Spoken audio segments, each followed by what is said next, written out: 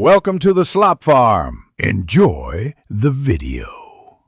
In this video, I will explain how to replace an upper ball joint on a Toyota Tacoma. First, prioritize your safety by gathering all necessary tools and parts.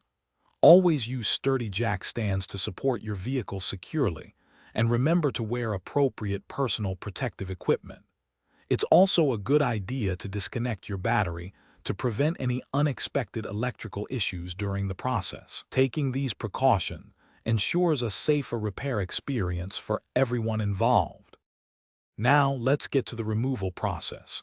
Begin by safely removing the wheel and then carefully detaching the brake caliper assembly, securing it out of the way.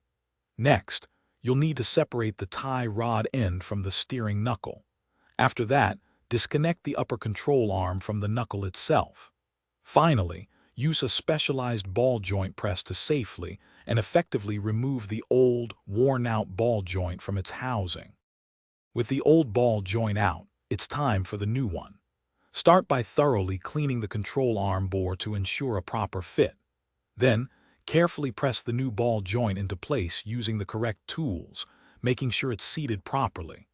Reattach the upper control arm to the steering knuckle and reconnect the tie rod end. Remember to torque all fasteners to the manufacturer's specific settings for safety and longevity. You're almost done. Reinstall the brake caliper assembly and then securely mount the wheel back onto your Tacoma. Once everything is reassembled, carefully lower the vehicle and check for any issues. It is absolutely crucial to have a professional wheel alignment performed after replacing a ball joint.